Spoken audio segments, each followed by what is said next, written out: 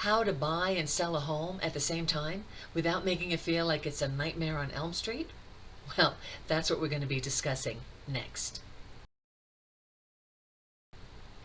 Hi, my name's Peggy Durstoff and welcome back to my channel. I'm a realtor here in the Denver metro area with HomeSmart, and I focus mainly on suburban living.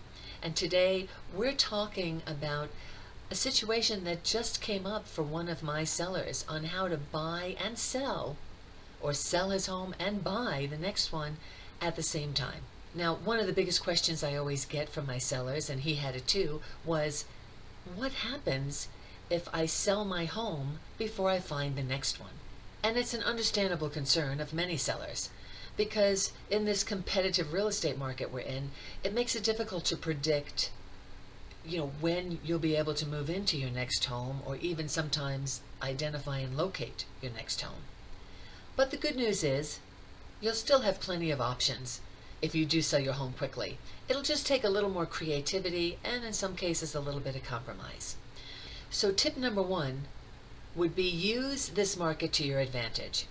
This is a competitive market. There's a lot more buyers out there than there are sellers. This puts you, the seller, in a great position.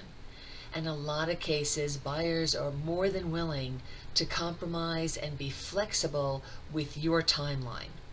In many cases, I've seen buyers agree to what's called a rent-back agreement. This is, they buy the home on the closing date, but then they allow the seller to stay in the property for a certain amount of time. Now, lenders limit how much time this can be. It's usually limited to about 60 days. And there are some other things you want to be aware of in a rent-back agreement. However, this is a great solution for sellers who are under contract on their new home and it's not quite ready yet, or looking to identify their new home. Tip number two would be open your mind to short-term housing.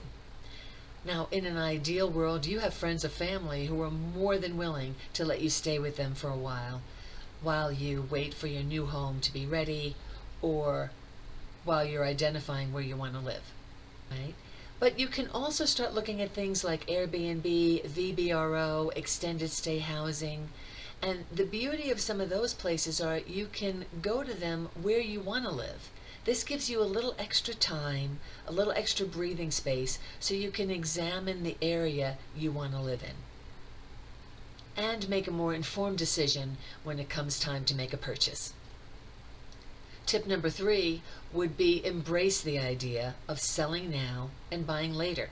Now, I've had this happen with several of my clients who have actually left the state. So when they do that, even though their job is waiting for them in the next state, or they know they're going to be working from home because they're very mobile with their work, they still don't really know the area very well.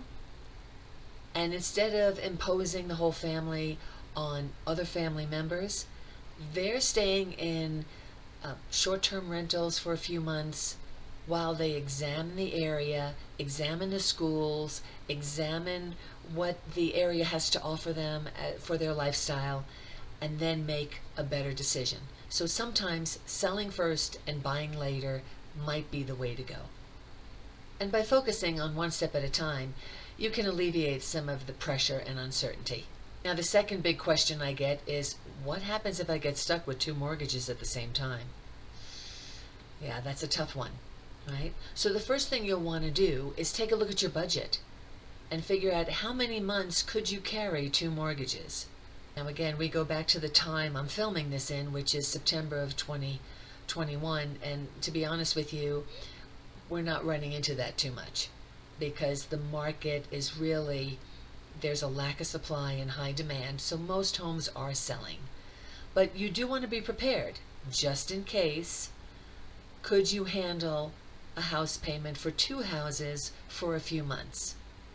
Now, if you can't do that, then you really might want to think about breaking it into the sell first, buy later scenario that I mentioned earlier. But if you do have some flexibility in your budget, it is possible to manage a home sale and a purchase simultaneously.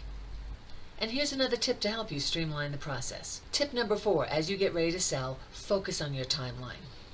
And the reason I say focus on your timeline is this will help you simplify. So you're going to look at your home as a buyer would look at it.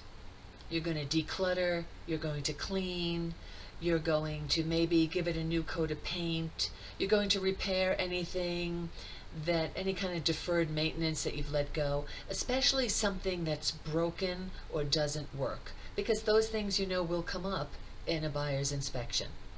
However, you don't want to drain unnecessary time and money into pricey renovations or updates that might bog you down with delays, especially in this market where it's hard sometimes to get supplies or even vendors to come in and do some work. Now, the good news is a good agent can advise you on what is going on in your neighborhood and what projects will get you the best return and which ones you don't really need to waste your time on. And that brings me to tip 5. As you're prepping your home, prep your paperwork. That means filing as much paperwork as possible with your lender, especially if you know you're getting a mortgage for the next house. This will shorten your loan process time. And it will even make you look better to the potential seller when you make your offer on your next house. Now, the last question I get usually when we talk about how to buy and sell a home at the same time is, what happens if I mess up my timing or burn out from all the stress? When you're under the pressure of selling your home and searching for and getting under contract on the next home, it's very easy to let the emotions and the stress get a hold of you. And one of the things you want to do is to take some time to slow down, take a deep breath, delegate, relax, and accept that compromise is inevitable. Instead of stressing over every little detail about the home sale and home buying process, trust that things will work out. They usually do. And there's an old joke, there's 26 letters in the alphabet? So if plan A didn't work out, you've got all those other letters to go through? If you've got a good team of professionals around you, you can relax and know that they have your back and that they're working on your behalf. You don't have to do everything yourself. And that brings me to my last tip, and that's enlist help early. Get with a real estate professional so you can get tailored advice that works for you. Buying and selling a home at the same time can be challenging, but it doesn't need to be a nightmare. And in fact, it can even be fun. The key is to educate yourself about the market and prepare yourself for multiple scenarios. One of the best and easiest ways to do that is to partner with a realtor you trust.